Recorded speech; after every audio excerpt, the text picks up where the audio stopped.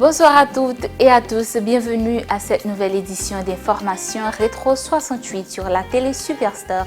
À la une de l'actualité, la Fondation Essentielle lance le projet Autonomisation économique et renforcement du leadership féminin en Haïti en partenariat avec le WPHF, Fonds pour les femmes, la paix et l'action humanitaire dans le but de soutenir les organisations de femmes et aussi les commerçantes. Écoutons-les. C'est que si en plus moi te gagné, si classe moi te gagné, par rapport à la formation que je prends dans le cadre de violence basée sur le genre, ça veut dire BBG, dans le cadre nous te prenons l'autre formation tout dans la Fondation Essentielle qui c'est formation et dans le cadre rapport avec psychologique. Nous te prenons l'autre formation tout dans le cadre violence qu'a fait sous forme avec Tifi. Et nous te senti c'est une fierté pour moi. Là nous te fin prendre formation ça yo pour me porter yo aller en dans communauté. Pas seulement en dans communauté, mais me porter aller ailleurs partout. Et ça fait me content tout qu'il y ait plusieurs représentantes, organisations de femmes qui portent tête après-midi là, dans le lancement. Je pense que Fondation Essentielle, c'est une fondation pour nous remercier. Je commence par Madame Kétan, je commence par Madame Kerland, qui font une grosse activité, qui font une grosse programmation, qui gagne un package dans mail en ce qui a trait que formation nous prendre dans le cadre autonomisation économique et renforcement du leadership féminin en Haïti. Mesdames, nous pensons ça pour qu'on finisse. Nous pensons avec Fondation Essentielle, avec plus toujours. Nous connaissons, nous, mesdames, nous aimons décourager au moment. Moi-même, en tant que femme, je dis à la si je découragé, depuis hier, je ne vais pas parler encore. Parce que dans 4 militants, moi senti, moi dévancé. Et l'aime senti pied là, m'rivé là, l'aime senti m'poko ka toucher de présence moi. Dans ça me fait, dans ça m'offrir en dans communauté, me senti me faire battre encore. Mais la vie pas finie. Nous reconnaître problèmes, situation économique, politique, sociale, n'a traversé, n'a fait passer en dedans médaille, en dedans sitio, en dedans Tokyo pour nous combien de victimes médailles à victimes dans cas de violence.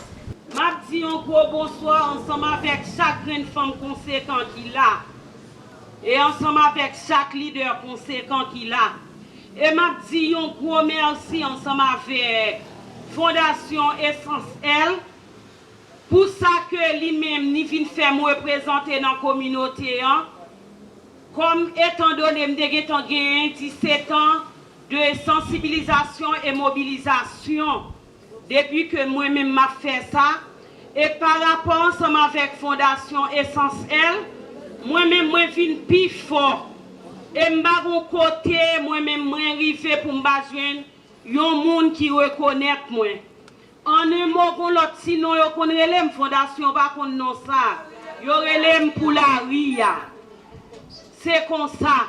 Et depuis que moi-même moi paraît non zone depuis les moun qui reconnaît moi, moun yo toujours relèm non ça. On seul bagay moi dit tout moun yo qui te getan rempli formulaire en comprenant que nous sommes leaders, nous faisons pour coopérative. Désolé parce que moi pensais ça que Madame Manouska a dit avec Madame Kerland, moi pensais c'est comme ça pour travail là t'as fait. Jeudi, c'est un lancement que Fondation Essentielle gagne, que lui lancé un projet que nous gagnons en partenariat avec WPHF. Projet ça, c'est un projet pour nous capables d'aider organisation renforcer à travers des formations et ensuite n'a gagné ça c'est première partie projet, deuxième partie c'est à créer une coopérative qui permet que marchand yo même yo capable bénéficier de projet ça pour yo capable avancer ensemble. Donc jeudi nous rassembler 100 femmes leaders côté nous pral commencer avec séance formation côté nous pral bailler sous gestion conflit permettre qui capable renforcer chaque organisation pour capable venir plus solide pour yo même faire des formations avec l'autre organisation. Comme leader ça yo Gelader que Fondation Essentielle travaille avec eux déjà, ce sont des organisations que nous Gelader nous travaille avec eux déjà, nous baillons des formations en VBG, mais nous sélectionner organisation c'est par rapport avec mobilisatrice nous. Mobilisatrice ça lui-même li aller li fait sélection moun yo nous gagnons ensemble de critères que nous même dans fondation nous gagner nous lancer la mobilisatrice là à travers formulaire ça que nous bail mobilisatrice là li rassembler effectif de femmes ça yo et puis nous même dans fondation nous faisons un travail d'équipe côté nous ensemble nous travaillons sous formulaire yo et garder ensemble 100 femmes leaders ça yo que c'est réellement des femmes leaders. Coopérative là toujours c'est nous mobiliser pour nous prendre moun yo. Nous servir avec nous avons deux mobilisateurs, nous avons mobilisatrice nous et nous avons l'autre mobilisateur et nous avons l'autre formulaire que nous mettons pour eux, mais qui pas différent. C'est toujours dans le même cadre projet ça. Donc mon coopérative nous sélectionnons en fonction de activité, secteur d'activité que y a fait. Nous prenons mettre coopérative là sous pied, c'est pas que nous prenons distribuer des cob bay moun sa yo pour yo cap lancer business, mais de préférence, c'est nous-mêmes dans fondation critères que nous fixer pour moun participer dans coopérative là, nous ouais secteur d'activité comment il évolue, comment il grandit, ça permet que nous-mêmes nous ouais marchandises que nous pral offrir moun ça pour le vendre pour nous travailler ensemble pour les capables porter un revenu de temps en temps pour permettre que coopérative ça même après partenariat ça que nous gagnons avec WPHF là pour toujours camper sous pied. Même équipe Fondation Essentielle nous toujours dit nous travaillons pour famille pour permettre que capable gain autonomie pour économique. Donc nous fait des focus group à travers camp nous avons camp que nous travaillons, par exemple, nous avons camp Équateur, nous avons camp Médic qui Maïgate, tout camp ça nous avons des gens qui travaillent sur eux, qui portent nous des rapports. Nous pas seulement arrêter nous lancer projet mais nous allons chita avec mon yo dit nous que généralement c'est toujours une organisation qui passe qui porte quitte ben nous yo ban nous un petit mosocob même pas jamais gagné qui permettent que nous-mêmes nous arriver à atterrir vraiment pas gon bagay vraiment nous avons pile machin qui dit nous que au perdu business au secteur d'activité ça permet que nous-mêmes staff là nous chita nous réfléchir et nous ouais nécessité pour nous venir avec coopérative là. L'Office de management et des ressources humaines OMRH a célébré la journée mondiale de la fonction publique le 23 juin à l'hôtel Montana sous le thème Fier de servir, bâtissons dès aujourd'hui l'administration publique de demain. À l'occasion, ils ont honoré des fonctionnaires de l'administration publique. Pour plus de précisions, suivez un extrait. Au nom de tous les fonctionnaires, je tiens à exprimer mes plus sincères remerciements au gouvernement de la République d'avoir travaillé à la valorisation de l'excellence au sein de la fonction publique. La mise à l'honneur des fonctionnaires constitue un geste fort et hautement symbolique. En honorant aujourd'hui ces femmes et ces hommes exemplaires, l'État réaffirme que le mérite et la compétence doivent demeurer les fondements de l'engagement public. Je tiens également à adresser mes plus vives et chaleureuses félicitations à tous les fonctionnaires qui ont été mis à l'honneur aujourd'hui. Ces distinctions viennent couronner votre dévouement exceptionnel, votre sens du devoir et votre quête constante de l'excellence. Je veux également rendre un hommage solennel et appuyé à tous les serviteurs de l'État qui, malgré les défis quotidiens et les crises que traverse notre société, demeurent à leur poste afin de servir dignement le pays. Leur engagement silencieux, souvent méconnu, constitue l'un des piliers de la continuité du service public. Nous avons toutes les raisons d'être fiers de ce que nous accomplissons chaque jour malgré l'adversité. Cependant, cette fierté légitime ne doit pas occulter la lucidité face aux dures réalités du moment. Nous évoluons dans un contexte marqué par des crises multidimensionnelles qui éprouvent davantage la résilience de l'administration publique. C'est précisément parce que ces défis sont immenses que le thème qui nous rassemble aujourd'hui nous interpelle avec force. Nous devons bâtir dès maintenant l'administration publique de demain. Pour bâtir l'administration publique de demain, nous devons construire une fonction publique performante, moderne, intègre et résolument transparente.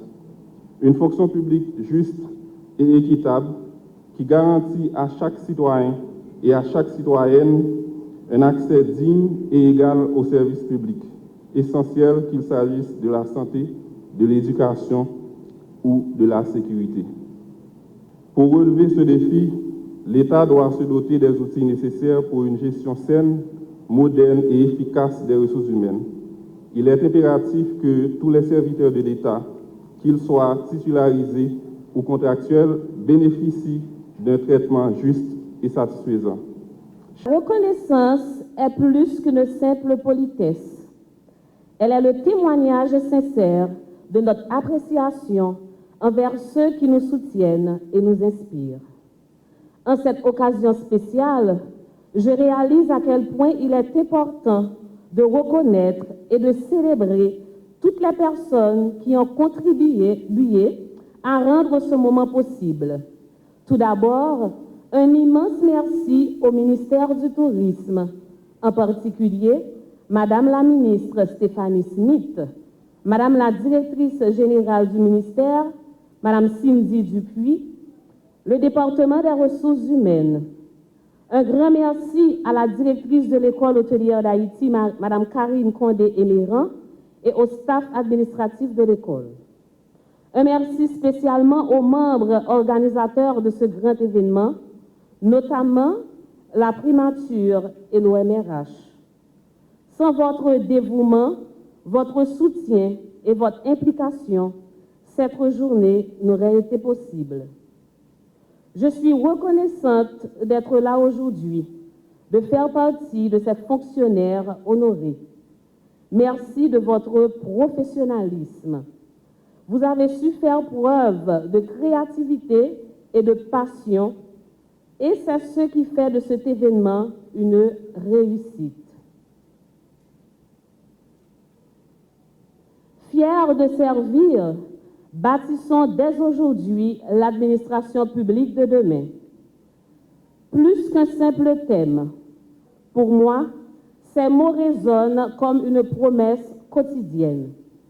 Depuis maintenant 10 ans au service de l'État, j'incarne avec passion, rigueur et intégrité les valeurs fondamentales de notre fonction publique.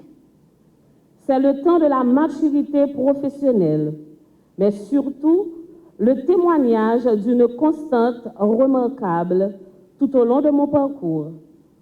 J'ai dû démontrer qu'être fonctionnaire ne se résume pas à occuper un poste, mais à porter une mission, celle d'être au service de l'intérêt général et des citoyens. L'administration de demain ne se construira pas sur des théories, mais sur des actions concrètes de l'innovation et une volonté d'excellence. Que ce soit notre ouverture face aux nouveaux défis ou notre souci constant de l'efficacité, nous avons su prouver chaque jour que le changement positif est possible. Monsieur le Premier ministre, votre présence parmi nous ce matin est le symbole fort de votre engagement à assumer pleinement les responsabilités qui sont les vôtres pour mener à bien la gouvernance administrative du pays. Elle témoigne en cette journée de célébration de votre haute considération pour tous les fonctionnaires de l'État, hommes et femmes qui s'engagent à vos côtés et s'investissent dans toutes les institutions publiques pour satisfaire les besoins de la population. Ils sont là, à l'appel de l'Office de management et des ressources humaines, représentant un échantillon de plus de 80 fonctionnaires, désignés par plus de 70 institutions. Nous nous félicitons vivement de la pleine collaboration de tous les ministres, de tous les directeurs généraux et de tous les dirigeants responsables d'institutions qui ont pu se prêter à cet exercice pour honorer leurs fonctionnaires. Ils sont là, venus exprimer toute leur fierté d'être au service de l'État, de continuer de porter haut le flambeau de l'intérêt général, de la continuité de l'État et de la dignité républicaine. C'est du moins ce que viennent de traduire leurs deux porte-parole, un homme et une femme. L'OMRH a voulu cette année innover en tenant compte de la dimension genre dans la fonction publique haïtienne. L'OMRH se félicite également d'avoir mis à contribution, d'avoir mis à l'honneur un retraité de la fonction publique. La nation entière doit être reconnaissante à tous les retraités pour service rendu. Ils sont là aussi pour nous signifier que cette fierté leur donne un sursaut d'orgueil pour s'engager dès maintenant dans une dynamique de changement face aux exigences légitimes et aux attentes croissantes de la population haïtienne qui nous imposent de bâtir une fonction publique plus intègre, plus efficace, transparente et tournée vers l'innovation et la transformation numérique.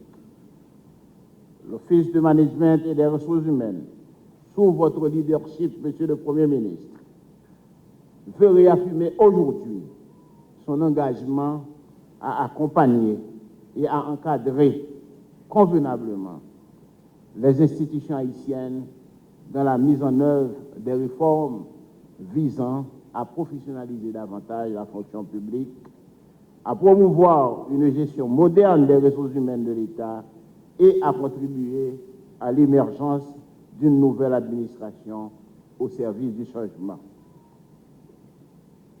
L'assistance et les fonctionnaires de l'État ici présents et ailleurs attendent votre message avec le plus grand intérêt, Monsieur le Premier ministre. C'est donc avec le plus grand honneur que j'invite le Premier ministre, sous vos applaudissements, s'il vous plaît,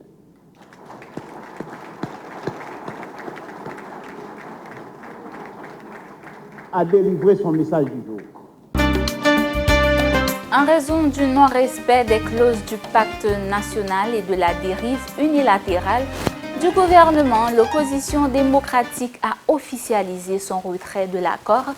Face à cette centralisation du pouvoir, elle appelle à la tenue urgente d'un dialogue national pour restaurer le consensus. Écoutons-les tour à tour.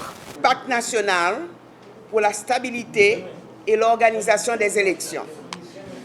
Le pacte est mort. Place à l'opposition démocratique et progressiste. Le peuple haïtien mérite la vérité. La cérémonie organisée récemment à la primature n'était ni un acte de rassemblement national, ni une avancée démocratique. Elle n'était rien d'autre qu'une opération politique destinée à donner une apparence de légitimité à un projet de confiscation du pouvoir. Nous constatons avec gravité que le Premier ministre a choisi de rompre avec les engagements qui avaient permis la signature du pacte, en s'entourant d'un cercle restreint d'alliés politiques et en ouvrant la voie à des arrangements susceptibles d'influencer le futur processus électoral. Il a détruit lui-même les fondements du pacte qui nous liaient. Que l'on ne s'y trompe pas. le peuple haïtien n'a pas combattu les dérives d'hier pour accepter celles d'aujourd'hui. Par conséquent, nous déclarons solennellement que le pacte est désormais brisé. Nous refusons de cautionner un processus dont l'objectif semble être de préparer un hold-up électoral au profit d'intérêts particuliers. À partir de ce jour, les signataires du Pacte national pour la stabilité et l'organisation des élections assument pleinement leur statut d'opposition démocratique, républicaine et progressiste. Nous ne serons ni des spectatrices et des spectateurs silencieux ou silencieuses, ni des complices passifs et passifs face aux dérives qui menacent l'avenir de la nation. Notre combat est de défendre le droit du peuple à choisir librement ses dirigeants, protéger l'indépendance des institutions et empêcher que la transition ne soit détournée au profit d'ambitions personnelles ou partisanes. Nous lançons un avertissement à tous ceux et celles qui croient pouvoir manipuler la volonté populaire. Haïti n'appartient à aucun homme, à aucun clan et à aucun groupe d'intérêt. Nous appelons les citoyens et les citoyennes, les organisations de la société civile, les partis politiques démocratiques ainsi que nos partenaires internationaux à rester vigilants. Le Premier ministre a perdu son droit d'appeler aux élections après l'épuisement des 120 jours que lui conférait l'article 149 de la Constitution de 1987 amendée. Il ne fait que gérer les affaires courantes. Et aujourd'hui, avec la mort du pacte, il est nu. Il n'a aucune base légale, aucune base sociale. L'histoire jugera sévèrement ceux et celles qui auront tenté de transformer une transition nationale en instrument de domination politique. Aujourd'hui, une page est tournée. Le pacte est bel et bien mort. L'opposition démocratique progressiste est née et avec elle commence la résistance politique pour la défense de la démocratie, de la transparence et de la souveraineté populaire. Nous-mêmes, dans le grand bloc majoritaire, nous constatons que le Premier ministre Ali Dufézémé, ça fait pas l'occuper, ça fait pas groupe politique l'a occupé dans le pays. C'est jet privé l'a plongé tribord par bord. Il n'est pas occupé rien pour le peuple haïtien. Dans ce sens, nous ne sommes pas capables, comme dirigeants responsables, pour gros fardeau ça tombe sous le dos nous. Je dis à nous tourner, nous retourner dans le même espace ça pour nous dire pas que tout est si, li mourir, l'écraser, li pas exister encore. Dans ce sens, tout ça, Alex apprend comme dans le pays, ce n'est pas sous responsabilité. Tout ça, l'a signé, décret sous décret, dans l'hôtel de Pétionville, nous pas là-dedans.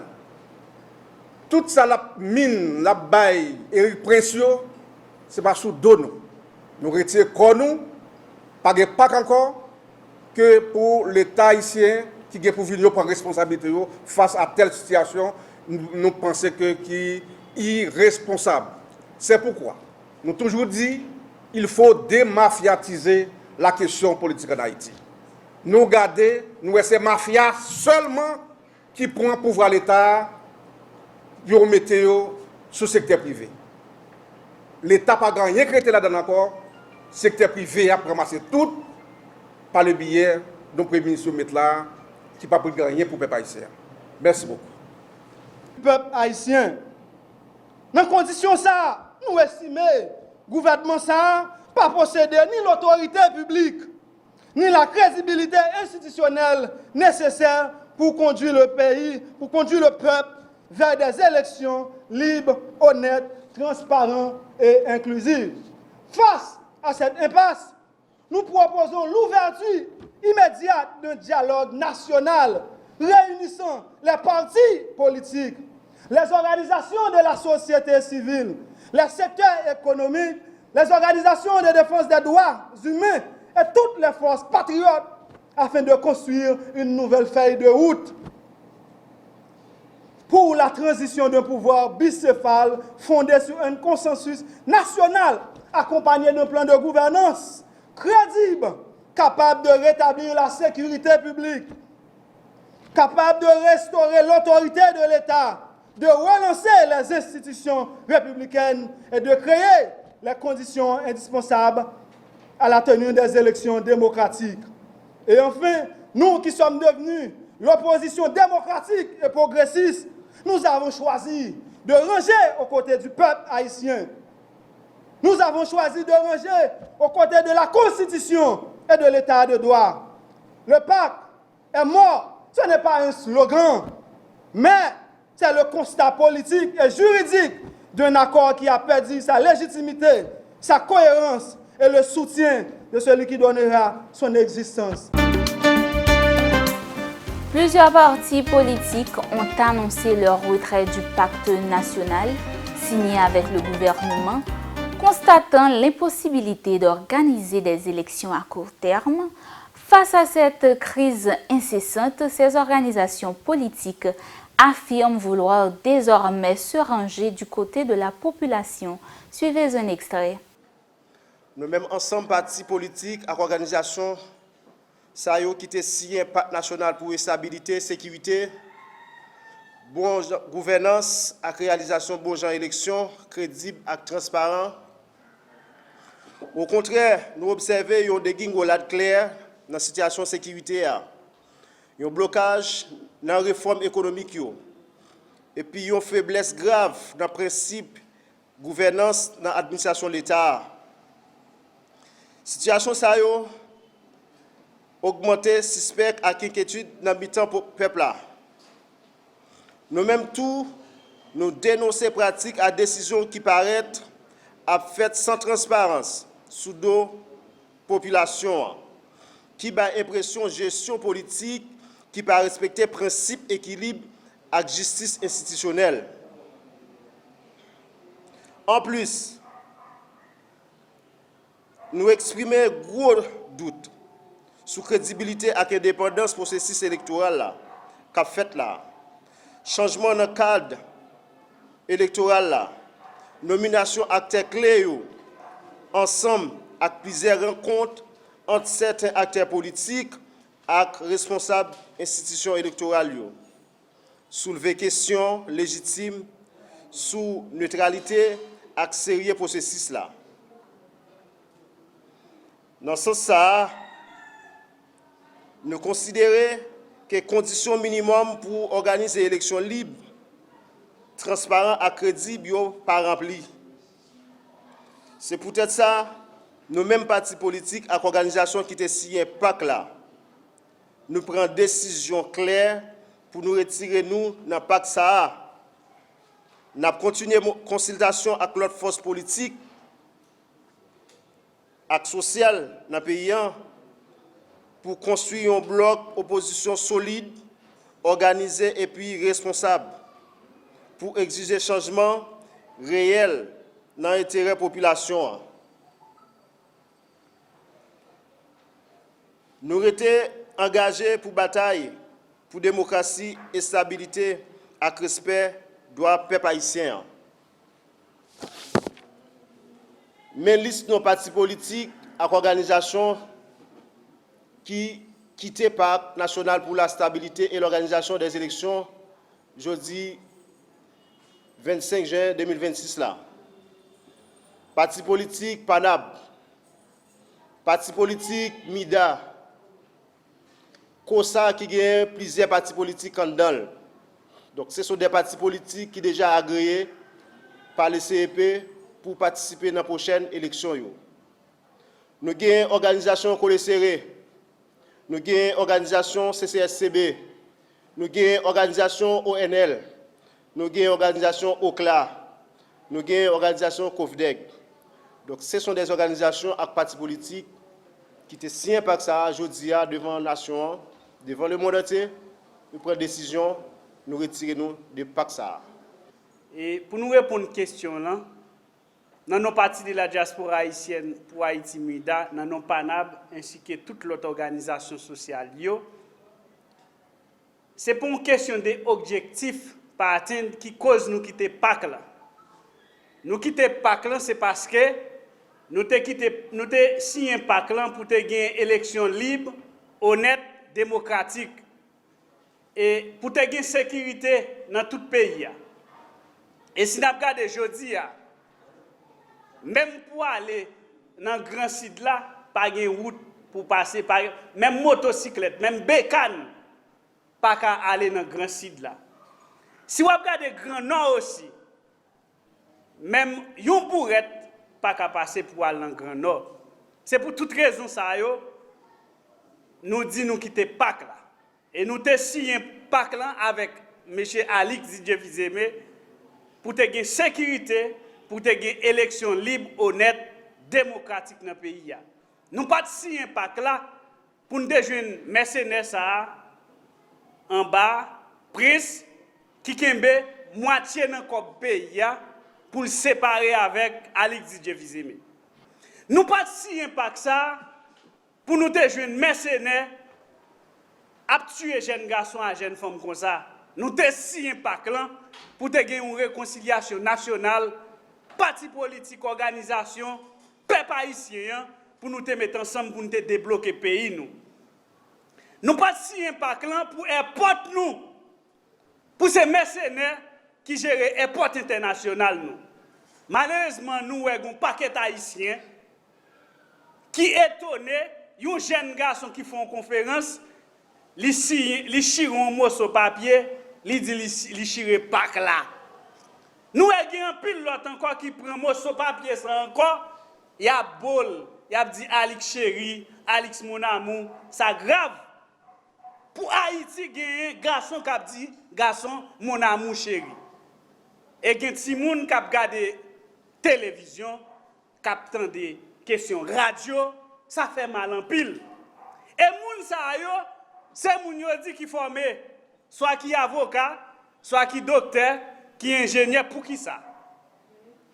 Et gen pile moun qui dit moun qui chire mo sur papier c'est pour c'est joindre yo pas joindre. Exemple, nous tendez un présentateur qui parle de lui ou dit ça non.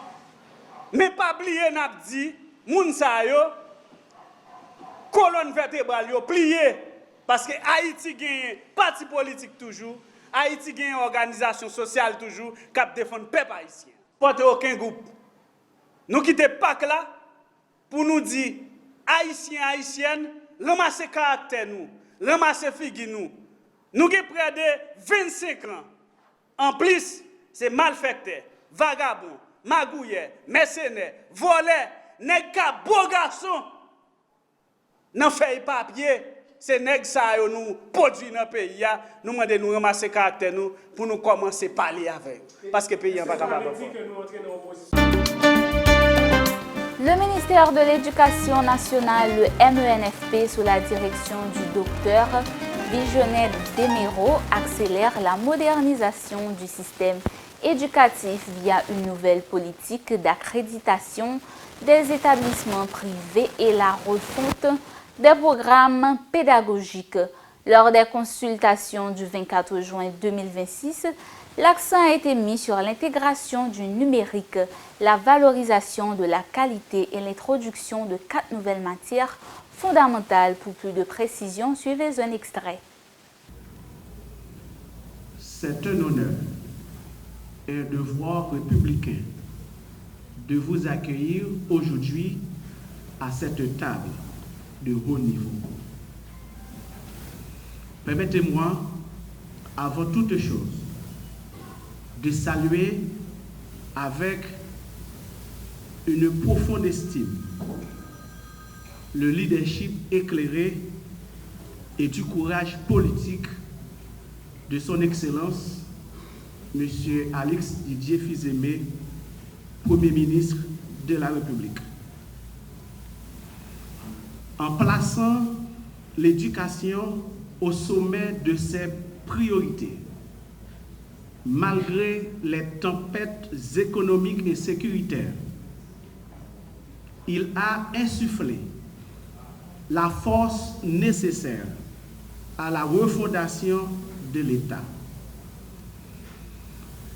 Sa détermination est le moteur qui permet et qui nous permet aujourd'hui de consolider ce partenariat historique avec l'Église catholique pour dessiner ensemble l'avenir de l'école haïtienne. Permettez-moi aussi de féliciter et de remercier le président de la commission épiscopale de l'éducation catholique pour son discours apostolique. Un discours introductif qui nous offre une mise en contexte pour placer et pour orienter cette journée d'échange. À travers son discours, il nous a offert aussi un cadre conceptuel et philosophique pour penser l'éducation et pour repenser l'éducation haïtienne. Si l'on regarde la cartographie éducative de notre pays, une réalité s'impose à nous. Le secteur catholique constitue un pilier fondamental, historique et incontournable de l'offre scolaire en Haïti. Depuis la signature du Concordat de 1860, l'Église catholique a été l'architecte de pans entiers de notre système éducatif, implantant des institutions d'excellence jusque dans les sections communales les plus reculées. Aujourd'hui, avec un réseau d'écoles presbytérales et congrégationnistes, territoriales, qui scolarisent des milliers d'élèves à travers les 10 départements géographiques, votre maillage territorial est unique. Les enquêtes du ministère de l'Éducation nationale et de la formation professionnelle le confirment. Le secteur catholique représente une part majeure de l'éducation scolaire et affiche structurellement parmi les meilleurs taux de réussite aux examens officiels. C'est le moment pour moi d'exprimer, au nom du gouvernement, au nom de l'État haïtien et au nom du peuple haïtien tout entier, notre infinie gratitude envers l'Église catholique. Ce qu'elle représente pour notre nation dépasse la simple transmission des savoirs. En temps de crise, lorsque les institutions publiques vacillent, vos paroisses et vos salles de classe sont restées des phares de résilience et des remparts contre le fondement social. Le peuple haïtien sait ce qu'il vous doit. Vous avez formé des générations de cadres, de leaders et de citoyens honnêtes. Pour ce dévouement pastoral, la République vous dit merci. Par cette rigueur de vos institutions, vous occupez une position de leader qui vous confère une immense noblesse.